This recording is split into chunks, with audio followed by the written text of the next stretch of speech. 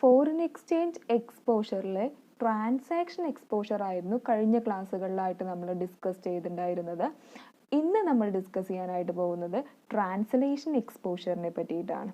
So നമ്മൾ ഈ foreign exchange exposure പറഞ്ഞ സമയത്ത് നമ്മൾ പറഞ്ഞു ഫോറിൻ കൺട്രീസിൽ ട്രേഡ് നടത്തുന്ന ഓർഗനൈസേഷൻസ് ഫേസ് ചെയ്യുന്ന റിസ്കുകളാണ് ട്രാൻസ്ലേഷൻ എക്സ്പോഷറും ട്രാൻസാക്ഷൻ എക്സ്പോഷറും ഒക്കെ.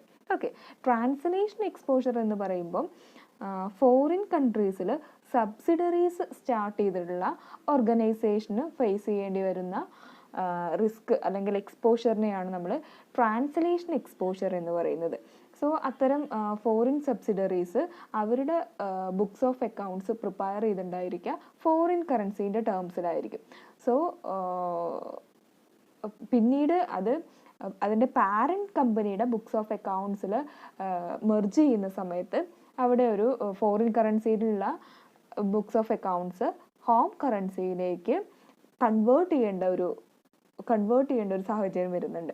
സോ അപ്പോൾ ഉണ്ടാകുന്ന എക്സ്പോഷറിനെയാണ് ട്രാൻസ്ലേഷൻ എക്സ്പോഷർ എന്ന് പറയുന്നത്. ഓക്കെ, സോ ട്രാൻസ്ലേഷൻ എക്സ്പോഷർ എന്ന് പറയുന്നത് ഫോറിൻ കൺട്രീസിൽ സബ്സിഡറീസ് സ്റ്റാർട്ട് ചെയ്തിട്ടുള്ള ഓർഗനൈസേഷൻസിൻ്റെ കേസിൽ അവരുടെ സബ്സിഡറീസിൻ്റെ ബുക്സ് ഓഫ് അക്കൗണ്ട്സ് ഫോറിൻ കറൻസിയിലായിരിക്കും, പാരൻറ്റ് കമ്പനിയുടെ ബുക്സ് ഓഫ് അക്കൗണ്ട്സ് ഹോം കറൻസിയിലും ആയിരിക്കും. സോ സബ്സിഡറീസിൻ്റെ ബുക്സ് ഓഫ് അക്കൗണ്ട്സ് പാരൻറ്റ് കമ്പനിയുടെ ബുക്സ് ഓഫ് അക്കൗണ്ട്സിലേക്ക് മെർജ് ചെയ്യേണ്ടി വരുന്ന സമയത്ത് വരുന്ന എക്സ്ചേഞ്ച് റേറ്റിൻ്റെ ഫ്ലക്ച്വേഷൻസ് കൊണ്ടുണ്ടാകുന്ന റിസ്കിനെയാണ് നമ്മൾ ട്രാൻസ്ലേഷൻ എക്സ്പോഷർ എന്ന് പറയുന്നത്. ഓക്കെ, നോക്കാം meaning of translation exposure. whenever the parent company tries to consolidate the position of subsidiaries in their books, the transaction exposure comes into existence. നമ്മൾ പറഞ്ഞു. So it is also known as accounting exposure and also balance sheet exposure. ശ്രദ്ധിക്കുക, translation എക്സ്പോഷറിൻ്റെ മറ്റ് പേരുകളാണ് accounting exposure എന്നും balance sheet exposure എന്നൊക്കെ ഈ translation exposure അറിയപ്പെടുന്നുണ്ട്. Okay, translation exposure measures the impact of changes in foreign currency exchange rate on the value of assets and liabilities. So ഇത്തരത്തിൽ foreign കറൻസിൻ്റെ exchange റേറ്റിൽ ഉണ്ടാകുന്ന changes അതിൻ്റെ assets and ലയബിലിറ്റീസിൻ്റെ വാല്യൂവിനെ എത്രത്തോളം affect ചെയ്യുന്നുണ്ട് എന്നുള്ളത് ഈ ട്രാൻസ്ലേഷൻ എക്സ്പോഷർ വെച്ചിട്ട് നമുക്ക് മെഷർ ചെയ്യാനായിട്ട് പറ്റും. ഓക്കെ, നമ്മൾ പറഞ്ഞു റിസ്ക് ചില കേസിൽ എന്താവാം, ലോസ് ഉണ്ടാകാനും അതോടൊപ്പം തന്നെ പ്രോഫിറ്റ് ഉണ്ടാകാനുള്ള ചാൻസ് ഉണ്ട്. ഓക്കെ, റിസ്കിന് രണ്ട് സൈഡാണുള്ളത്. ചിലപ്പോൾ ആ റിസ്കിനെ ഫേസ് ചെയ്യുന്നത് കൊണ്ട് നമുക്ക് എന്തായിരിക്കാം, ഹ്യൂജ് ലോസിനും അതോടൊപ്പം തന്നെ ഹ്യൂജ് പ്രോഫിറ്റിനുള്ള ചാൻസ് ഉണ്ട് റിസ്ക് ഉണ്ടാകുന്ന സമയത്ത്. സോ ഇവിടെ ട്രാൻസ്ലേഷൻ എക്സ്പോഷർ നമ്മൾ മെഷർ ചെയ്യുന്നതിലൂടെ നമ്മൾ പഠിക്കുന്നത് എന്താണ്, ഫോറിൻ കറൻസീൻ്റെ എക്സ്ചേഞ്ച് റേറ്റിൽ ഉണ്ടാകുന്ന ചേഞ്ചസ് എത്രത്തോളം അതിൻ്റെ വാല്യൂ ഓഫ് അസറ്റ്സ് ആൻഡ് ലയബിലിറ്റീസിനെ ഇൻഫ്ലുവൻസ് ചെയ്യുന്നുണ്ട് എന്നുള്ളതാണ്. ചില കേസിൽ value of assets and liabilities increase ചെയ്യുമായിരിക്കും, ചില കേസിൽ value of assets and liabilities decrease ചെയ്യുമായിരിക്കും. ഓക്കെ, നമുക്ക് കൂടുതലായിട്ട് എക്സ്പ്ലെയിൻ ചെയ്യാം.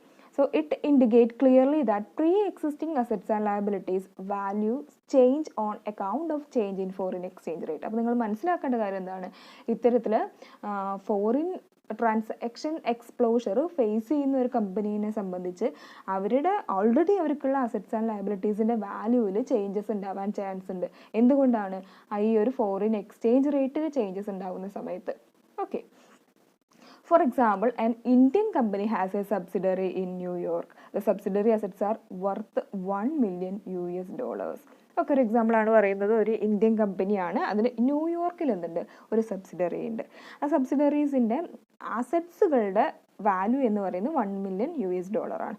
For the purpose of reporting and consolidation, the subsidiaries' assets are shown in the parent company's balance sheet in rupees. Okay, consolidation സമയത്ത് parent കമ്പനിയുടെ books of അക്കൗണ്ട്സിൽ ഈ സബ്സിഡറീസിൻ്റെ സബ്സിഡറീൻ്റെ balance sheet കാണിക്കേണ്ടത് ഏതിലാണ്, balance sheet അല്ലെങ്കിൽ financial statement കാണിക്കേണ്ടത് എന്തിലാണ്, റുപ്പീസിലാണ്. So already നമ്മൾ prepare ചെയ്ത് വെച്ചിട്ടുള്ളത് ഫോറിൻ കറൻസിയിലാണ്, $. അതിന് നമ്മൾ എന്തിലേക്ക് കൺവേർട്ട് ചെയ്യേണ്ടതായിട്ട് വരും, ഇന്ത്യൻ റുപ്പിയിലേക്ക് കൺവേർട്ട് ചെയ്യേണ്ടതായിട്ട് വരും. Okay, when the exchange rate changes the value of assets and liabilities change. Okay, this leads to loss or gain. This is known as translation exposure. So അവിടെ exchange റേറ്റിന് ഒരു role ഉണ്ട്. Exchange rate change ചെയ്യുന്ന സമയത്ത് value of assets increase ചെയ്യാനും decrease ചെയ്യാനും chance ഉണ്ട്. ഈ ചാൻസിനെയാണ് നമ്മൾ എന്തെന്ന് പറയുന്നത്? ട്രാൻസ്ലേഷൻ എക്സ്പോഷർ എന്ന് പറയുന്നത്. Okay, then parent currency and functional currency. ആ രണ്ട് ടേംസ് ഇവിടെ ഇമ്പോർട്ടൻ്റ് ആണ്. എന്താണെന്ന് നോക്കാം. പാരന്റ് കറൻസി എന്ന് പറഞ്ഞാൽ എന്തായിരിക്കും? ഓക്കെ, പാരന്റ് കമ്പനി ലൊക്കേറ്റ് ചെയ്തിട്ടുള്ളത് ഏത് കൺട്രിയിലാണോ ആ കൺട്രീൻ്റെ കറൻസി, അതാണ് parent currency. It is also called reporting currency. നമ്മളിപ്പം എക്സാമ്പിളൊക്കെ പറയുന്നത് എങ്ങനെയാണ്?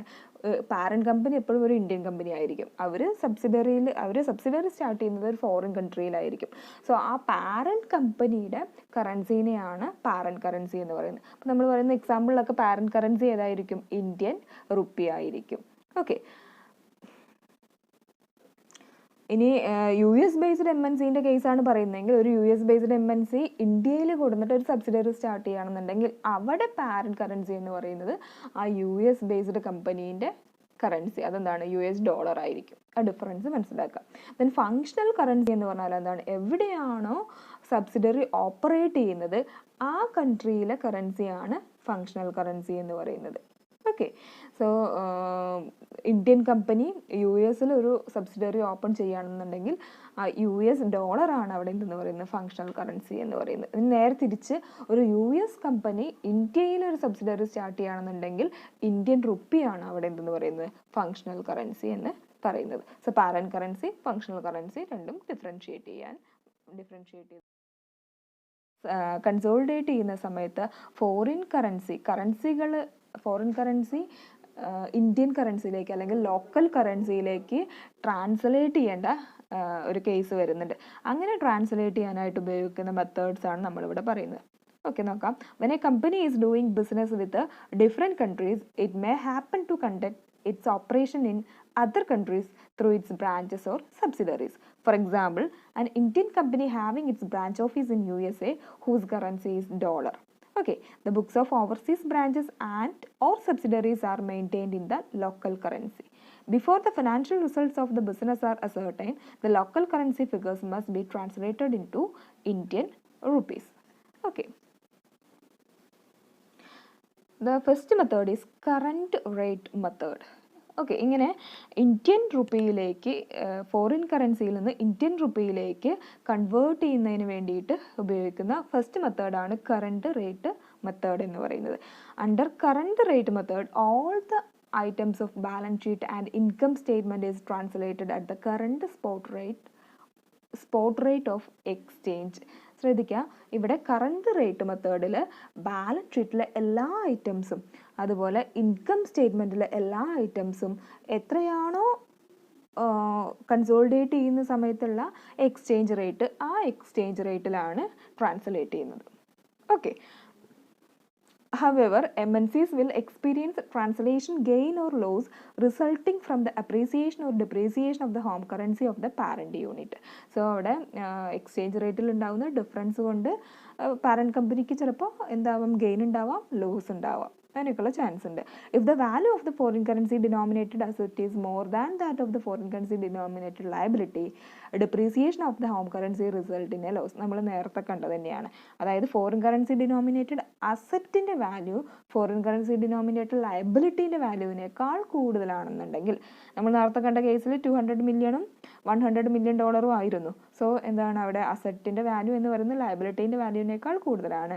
സോ അവിടെ depreciation of the home currency result in a loss എന്നുള്ളതാണ്. ഫസ്റ്റ് കേസിൽ നമ്മൾ പറഞ്ഞു, അവിടെ ഡിപ്രീസിയേഷൻ ഓഫ് ഹോം കറൻസി ആയിരുന്നു. $0.20 ഈക്വൽ ടു 1 റുപ്പി എന്നുള്ളത് 0.021 ഈക്വൽ ടു 1 റുപ്പി ആയ സമയത്ത് അവിടെ ഇന്ത്യൻ റുപ്പീൻ്റെ എന്താണ് സംഭവിച്ചത്? ഡിപ്രീസിയേഷനാണ് സംഭവിച്ചത്. സോ ഇന്ത്യൻ റുപ്പീൻ്റെ ഡിപ്രീസിയേഷൻ സംഭവിച്ചു, അതുപോലെ തന്നെ ഫോറിൻ കറൻസീൻ്റെ അപ്രീസിയേഷൻ സംഭവിച്ചു. സോ ആ സമയത്ത് എന്താണ്? കൺവേർട്ട് ചെയ്യുന്ന സമയത്ത് അവിടെ എന്തായിരിക്കും ഉണ്ടാവുക? കൺസോളിഡേഷൻ്റെ സമയത്ത് ഒരു ലോസ് ആയിരിക്കും ഉണ്ടാവുക. ഇനി നേരെ തിരിച്ച് അപ്രീസിയേഷനാണ് സംഭവിക്കുന്നതെങ്കിൽ, okay, appreciation of the home currency ആണ് സംഭവിക്കുന്നതെങ്കിൽ അവിടെ എന്താണ് ഉണ്ടാവുക? ഇന്ത്യൻ റുപ്പി അപ്രീസിയേറ്റ് ചെയ്യണം. അതാണ് സെക്കൻഡ് കേസിൽ നമ്മൾ പറഞ്ഞത്. എക്സ്ചേഞ്ച് റേറ്റ് 0.019 ആയ സമയത്ത് ഇന്ത്യൻ റുപ്പി അപ്രീസിയേറ്റ് ചെയ്തു. സോ ആ കേസിൽ സംഭവിക്കുന്നത് എന്താണ്? ഗെയിൻ ആയിരിക്കും. കൺസോളിഡേഷൻ്റെ സമയത്ത് ഗെയിൻ ആയിരിക്കും സംഭവിക്കുക. Okay, in short, all assets and liabilities are translated at the current rate. Existing equity account such as equity capital etc. are translated at a historical rate. അത് നോട്ട് ചെയ്യാം. എല്ലാ അസറ്റ്സ് ആൻഡ് ലയബിലിറ്റീസും അതുപോലെ തന്നെ income സ്റ്റേറ്റ്മെൻറ്റിലെ എല്ലാ ഐറ്റംസും എത്രയാണോ ഇപ്പോഴത്തെ exchange rate, current rate എത്രയാണോ ആ റേറ്റിലാണ് കൺവേർട്ട് ചെയ്യുന്നത്. അതുപോലെ തന്നെ ഇക്വിറ്റി ഷെയർ ഹോൾഡേഴ്സിനെ സംബന്ധിച്ച് അവരുടെ അക്കൗണ്ട്സ് ട്രാൻസ്ലേറ്റ് ചെയ്യുന്നത് ഏതിലാണ്? ഹിസ്റ്റോറിക്കൽ റേറ്റിലാണ്. ഓക്കെ, അത്രയാണ് നമ്മൾ കറണ്ട് റേറ്റ് മെത്തേഡിൽ പറയുന്നത്. നെക്സ്റ്റ് പറയുന്നത് current bar non current method. So അവിടെ നോക്കാം, കറണ്ട് റേറ്റും അതുപോലെ നോൺ കറണ്ട് മെത്തേഡുമാണ്. കറണ്ട് അസറ്റിൻ്റെയും നോൺ കറണ്ട് അസറ്റിൻ്റെയും അതുപോലെ കറണ്ട് ലയബിലിറ്റീസിൻ്റെയും നോൺ കറണ്ട് ലയബിലിറ്റീസിൻ്റെയും കേസസ് അവിടെ പറയുന്നുണ്ട്. അതാണ് സെക്കൻഡ് മെത്തേഡ് എന്ന് പറയുന്നത്. മറ്റൊരു എല്ലാ അസറ്റിൻ്റെയും കേസായിരുന്നു. എല്ലാ അസറ്റുകളും കറണ്ട് റേറ്റ് വെച്ചുകൊണ്ട് ട്രാൻസ്ലേറ്റ് ചെയ്യലാണെന്നുണ്ടെങ്കിൽ അവിടെ നമ്മൾ ഉപയോഗിക്കുന്ന മെത്തേഡ് കറണ്ട് റേറ്റ് മെത്തേഡാണ്. പക്ഷേ കറണ്ട് അസറ്റ് അല്ലെങ്കിൽ കറണ്ട് ലയബിലിറ്റി ഒരു റേറ്റിലും നോൺ കറണ്ട് അസറ്റ് അല്ലെങ്കിൽ നോൺ കറണ്ട് ലയബിലിറ്റി മറ്റൊരു റേറ്റും വെച്ചുകൊണ്ട് ട്രാൻസ്ലേറ്റ് ചെയ്യലാണെങ്കിൽ ആ മെത്തേഡിന് പറയുന്ന പേരാണ് current or non current method എന്ന് പറയുന്നത്. Under this method all current asset and current liabilities are transferred at the current exchange rate. Note ചെയ്യുക, എല്ലാ കറണ്ട് അസറ്റുകളും കറണ്ട് ലയബിലിറ്റീസുകളും ട്രാൻസ്ലേറ്റ് ചെയ്യുന്നത് ഏത് റേറ്റിലാണ്? കറണ്ട് എക്സ്ചേഞ്ച് റേറ്റിലാണ്. All non current asset and non current liabilities are translated at historical exchange rate. പക്ഷേ non current അസറ്റുകളും non current ലയബിലിറ്റീസും ട്രാൻസ്ലേറ്റ് ചെയ്യുന്നത് ഹിസ്റ്റോറിക്കൽ എക്സ്ചേഞ്ച് റേറ്റിലാണ്. ഓക്കെ അല്ലേ? ഹിസ്റ്റോറിക്കൽ എക്സ്ചേഞ്ച് റേറ്റിലാണ്. അതായത് കൺസോളിഡേറ്റ് ചെയ്യുന്ന സമയത്ത് എക്സ്ചേഞ്ച് റേറ്റ് അല്ല. പിന്നെന്താണ്, ഈ ഒരു സബ്സിഡറി സ്റ്റാർട്ട് ചെയ്യുന്ന സമയത്തുള്ള അല്ലെങ്കിൽ ബുക്സ് ഓഫ് അക്കൗണ്ട്സ് ഓപ്പൺ ചെയ്യുന്ന സമയത്തുള്ള എക്സ്ചേഞ്ച് റേറ്റ് വെച്ചിട്ടാണ് നോൺ കറണ്ട് അസറ്റും നോൺ കറണ്ട് ലയബിലിറ്റീസും ട്രാൻസ്ലേറ്റ് ചെയ്യുന്നത്. ഇനി നമ്മൾ നോക്കേണ്ടത്, സോ ബാലൻസ് ഷീറ്റിലെ ഐറ്റംസ് ഏകദേശം കഴിഞ്ഞു. ഇനി നോക്കേണ്ടത് ഇൻകം സ്റ്റേറ്റ്മെൻറ്റിലെ ഐറ്റംസ് ആണ്. Most income statement items are related to current asset or liabilities and are translated at the average exchange rate over the reporting period. Okay, so income സ്റ്റേറ്റ്മെൻറ്റിൽ എല്ലാ current അസറ്റുമായിട്ടും അതുപോലെ ലയബിലിറ്റീസുമായിട്ടും റിലേറ്റ് ചെയ്ത് വരുന്ന എല്ലാ ഐറ്റംസും, അത് എക്സ്പെൻസുകളാവാം അതുപോലെ ഇൻകംസ് ആവാം, എല്ലാം ട്രാൻസ്ലേറ്റ് ചെയ്യുന്നത് ഏത് റേറ്റിലാണ്? Average exchange റേറ്റിലാണ്. പക്ഷേ അവിടെ മറ്റൊരു കേസ് പറയുന്നുണ്ട്, depreciation is related to non current asset and is translated at the historical exchange rate. Income സ്റ്റേറ്റ്മെൻറ്റിൽ വരുന്നൊരു ഐറ്റമാണ് ഡിപ്രീസിയേഷൻ എന്ന് പറയുന്നത്. എല്ലാ കറണ്ട് അസറ്റ് ആൻഡ് ലയബിലിറ്റീസുമായി റിലേറ്റ് ചെയ്ത് വരുന്ന എല്ലാ എക്സ്പെൻസുകളും ഇൻകംസും ട്രാൻസ്ലേറ്റ് ചെയ്യേണ്ടത് ആവറേജ് എക്സ്ചേഞ്ച് റേറ്റിലാണെന്ന് പറഞ്ഞു. പക്ഷേ അവിടെ ഒരു എക്സംഷൻ പറയുന്നത് ഡിപ്രീസിയേഷൻ്റെ കേസാണ്. ഡിപ്രീസിയേഷൻ്റെ കേസിൽ അതൊരു നോൺ കറണ്ട് അസറ്റുമായി റിലേറ്റ് ചെയ്ത് വരുന്ന എക്സ്പെൻസ് ആയതുകൊണ്ട് അതിനെ ട്രാൻസ്ലേറ്റ് ചെയ്യേണ്ടത് ഹിസ്റ്റോറിക്കൽ എക്സ്ചേഞ്ച് റേറ്റിലാണ്. Okay, the current exchange rate is the rate prevailing on the date of the financial statement. ഇനി എന്താണ് കറണ്ട് എക്സ്ചേഞ്ച് റേറ്റ്, എന്താണ് ഹിസ്റ്റോറിക്കൽ എക്സ്ചേഞ്ച് റേറ്റ് എന്നാണ് പറയുന്നത്. ഫിനാൻഷ്യൽ സ്റ്റേറ്റ്മെന്റ് ഡേറ്റിൽ, ഫിനാൻഷ്യൽ സ്റ്റേറ്റ്മെന്റ് പ്രിപ്പയർ ചെയ്യുന്ന ഡേറ്റിൽ എക്സ്ചേഞ്ച് റേറ്റിനെയാണ് നമ്മൾ കറണ്ട് എക്സ്ചേഞ്ച് റേറ്റ് എന്ന് പറയുന്നത്. ഹിസ്റ്റോറിക്കൽ എക്സ്ചേഞ്ച് റേറ്റ് എന്ന് പറയുന്നത് എന്താണ്? ബാലൻസ് ഷീറ്റിലേക്ക് ഐറ്റംസ് ഫസ്റ്റ് എൻട്രി ചെയ്യുന്ന സമയത്തുള്ള എക്സ്ചേഞ്ച് റേറ്റ് ആണ് ഹിസ്റ്റോറിക്കൽ എക്സ്ചേഞ്ച് റേറ്റ് എന്ന് പറയുന്നത്. ഓക്കെ, അത് മനസ്സിലാക്കി വയ്ക്കാം. Then monetary or non monetary method. So അവിടെ നമ്മൾ നോക്കാം, മോണിറ്ററി ഐറ്റംസും നോൺ മോണിറ്ററി ഐറ്റംസും ട്രീറ്റ് ചെയ്യുന്നത് ഡിഫറെൻറ്റ് റേറ്റിലാണ്. Okay, under this method the assets and liabilities are classified as monetary and non monetary. അതാണ് ആദ്യമായിട്ട് നോക്കേണ്ടത്. അസറ്റുകളെ മോണിറ്ററി അസറ്റ് എന്നും നോൺ മോണിറ്ററി അസറ്റ് എന്നും കാറ്റഗറൈസ് ചെയ്യുന്നുണ്ട്. അതുപോലെ തന്നെ ലയബിലിറ്റീസിനെ മോണിറ്ററി ലയബിലിറ്റീസ് എന്നും നോൺ മോണിറ്ററി ലയബിലിറ്റീസ് എന്നും കാറ്റഗറൈസ് ചെയ്യുന്നുണ്ട്.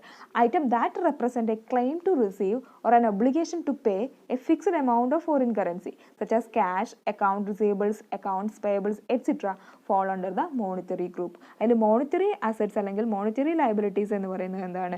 നമുക്ക് ക്വാണ്ടിഫൈ ചെയ്യാൻ പറ്റുന്ന, അതെന്തായിരിക്കാം? ഒരു റിസീവ് ചെയ്യാനുള്ള ഒരു ക്ലെയിം അല്ലെങ്കിൽ ഒരു പേയ്മെൻറ്റിനുള്ള ഒരു ഒബ്ലിഗേഷൻ ആവാം, അല്ലെങ്കിൽ ഒരു ഫോറിൻ കറൻസിയിലുള്ള ഒരു ഫിക്സ്ഡ് എമൗണ്ട് ആയിരിക്കാം, ക്യാഷ് ആയിരിക്കാം, അക്കൗണ്ട് റിസീവബിൾസ് ആവാം, അക്കൗണ്ട് പേയബിൾസ് ആവാം. ഇതൊക്കെ മോണിറ്ററി ഐറ്റംസ് ആണ്. ഓക്കെ, ഇനി നോൺ മോണിറ്ററി ഐറ്റംസ് എന്ന് പറഞ്ഞാൽ അപ്പോൾ ഫിക്സ്ഡ് അസറ്റ്, ഇൻവെൻട്രി തുടങ്ങിയിട്ടുള്ള ഫിസിക്കൽ അസറ്റ്സ് ആൻഡ് ലയബിലിറ്റീസ്, അതൊക്കെയാണ് ഇതെന്ന് പറയുന്നത് നോൺ മോണിറ്ററി അസറ്റ്സ് എന്ന് പറയുന്നത്. The monetary assets and liabilities are translated at current exchange rate. ശ്രദ്ധിക്കുക, മോണിറ്ററി അസറ്റ്സ് ആൻഡ് ലയബിലിറ്റീസിൻ്റെ കേസിൽ അത് ട്രാൻസ്ലേറ്റ് ചെയ്യുന്നത് കറണ്ട് എക്സ്ചേഞ്ച് റേറ്റിലാണ്. പക്ഷേ non monetary items are translated at historical exchange rate. Non monetary items translate ചെയ്യുന്നത് historical exchange റേറ്റിലാണ്. ഇനി income സ്റ്റേറ്റ്മെൻറ്റിലെ ഐറ്റംസിനെ സംബന്ധിച്ച് they are translated at the average exchange rate over the reporting period. So അവിടെ income സ്റ്റേറ്റ്മെൻറ്റിലെ എക്സ്പെൻസുകൾ അല്ലെങ്കിൽ ഇൻകംസ് ട്രാൻസ്ലേറ്റ് ചെയ്യുന്നത് ആവറേജ് എക്സ്ചേഞ്ച് റേറ്റ് വെച്ചിട്ടാണ്. എന്നാൽ അവിടെ ഒരു എക്സംഷൻ നമ്മൾ പറയുന്നുണ്ട്. ഡിപ്രീസിയേഷൻ്റെയും അതുപോലെ കോസ്റ്റ് ഓഫ് ഗുഡ്സ് സോൾഡിൻ്റെയും കേസിൽ depreciation and cost of goods sold including inventory are translated at historical exchange rate. Okay, and last നമ്മൾ പറയുന്നത് ടെമ്പറൽ മെത്തേഡാണ്. ടെമ്പറൽ മെത്തേഡ് നമ്മൾ പറയുന്നത് as per this method the item that are stated at the historical cost are translated at historical exchange rate. Okay, അതായത് historical കോസ്റ്റിൽ നമ്മൾ enter ചെയ്തിട്ടുള്ള എല്ലാ ഐറ്റംസും whether it is a liability or asset they are translated at historical exchange rate. For example, fixed assets are translated at a historical exchange rate. Okay. And so fixed അസറ്റിൻ്റെ കേസിൽ നമ്മളെപ്പോഴും historical exchange rate, കാരണം അത് നമ്മൾ enter ചെയ്യുന്നത് ഏതിലാണ്? Historical റേറ്റിലാണ്, historical കോസ്റ്റിലാണ് fixed അസറ്റുകൾ നമ്മൾ enter ചെയ്യുന്നത്. എത്രയ്ക്കാണോ ഫിക്സഡ് അസറ്റുകൾ പർച്ചേസ് ചെയ്തിട്ടുള്ളത് ആ വാല്യൂവിനാണ് നമ്മൾ എൻ്റർ ചെയ്യുന്നത്. ഓക്കെ, സോ അത്തരത്തിൽ ഹിസ്റ്റോറിക്കൽ കോസ്റ്റിൽ എൻ്റർ ചെയ്തിട്ടുള്ള അസറ്റുകൾ ആൻഡ് ലയബിലിറ്റീസുകൾ നമ്മൾ ട്രാൻസ്ലേറ്റ് ചെയ്യുക ഹിസ്റ്റോറിക്കൽ എക്സ്ചേഞ്ച് റേറ്റിലാണ്. ഓക്കെ, പക്ഷേ റീപ്ലേസ്മെൻറ്റ് കോസ്റ്റിൽ അല്ലെങ്കിൽ റിയലൈസബിൾ വാല്യൂവിൽ അല്ലെങ്കിൽ മാർക്കറ്റ് വാല്യൂവിൽ അല്ലെങ്കിൽ എക്സ്പെക്റ്റഡ് ഫ്യൂച്ചർ വാല്യൂവിൽ എൻ്റർ ചെയ്തിട്ടുള്ള അസറ്റുകളായാലും ലയബിലിറ്റീസ് ആയാലും നമ്മൾ അത് ട്രാൻസ്ലേറ്റ് ചെയ്യുക കറണ്ട് എക്സ്ചേഞ്ച് റേറ്റിലാണ്. ഓക്കെ, കറണ്ട് എക്സ്ചേഞ്ച് റേറ്റിലാണ്. സോ നമ്മൾ ഇൻവെൻട്രീൻ്റെ കേസൊക്കെ പറയുന്നത് cost price or market price whichever is lower എന്നുള്ളതാണ് പറയുന്നത് അല്ലേ. അതൊക്കെ അതുപോലെ റീപ്ലേസ്മെൻറ്റ് കോസ്റ്റിൽ ഒക്കെ എൻ്റർ ചെയ്യുന്ന അസറ്റുകൾ അല്ലെങ്കിൽ ലയബിലിറ്റീസിനെ സംബന്ധിച്ച് അവിടെ നമ്മൾ ട്രാൻസ്ലേഷന് വേണ്ടി എടുക്കുന്നത് കറണ്ട് എക്സ്ചേഞ്ച് റേറ്റ് ആണ്. Okay, as regards items of income statement, the same rule is applied as in the monetary or non-monetary method. ഈ ഒരു കേസിൽ ഇൻകം സ്റ്റേറ്റ്മെൻറ്റിലെ ഐറ്റംസ് റെക്കോർഡ് ചെയ്യുന്ന സമയത്ത് അവിടെ നമ്മൾ മോണിറ്ററി നോൺ മോണിറ്ററി മെത്തേഡിൽ പറഞ്ഞുള്ള സെയിം റൂൾ തന്നെയാണ് ഇവിടെയും നമ്മൾ ഫോളോ ചെയ്യുന്നത്. അത്രയാണ് നമ്മൾ ടെമ്പറൽ മെത്തേഡിൽ പറഞ്ഞിട്ടുള്ളത്. സോ നമ്മൾ 4 മെത്തേഡ്സ് ആണ് നമ്മൾ ഡിസ്കസ് ചെയ്തത്. എന്തിനു വേണ്ടിയിട്ടാണ്? ഫോറിൻ കറൻസിയിലുള്ള ട്രാൻസാക്ഷൻസ് ഇന്ത്യൻ റുപ്പിയിലേക്ക് അല്ലെങ്കിൽ ലോക്കൽ കറൻസിയിലേക്ക് കൺസോളിഡേറ്റ് ചെയ്യുന്ന സമയത്ത് അതിൻ്റെ ട്രാൻസ്ലേഷന് വേണ്ടി ഉപയോഗിക്കുന്ന മെത്തേഡ്സ് ആണ് നമ്മൾ പറഞ്ഞത്. Current rate method, current or non current method, monetary or non monetary method, and last one temporal method. ഇത്രയാണ് ഇന്നത്തെ ക്ലാസ്സിൽ ഡിസ്കസ് ചെയ്യാനായിട്ടുള്ളത്. എന്തെങ്കിലും ഡൗട്ട്സ് ഉണ്ടെങ്കിൽ ക്ലാരിഫൈ ചെയ്യുക. Okay, thank you.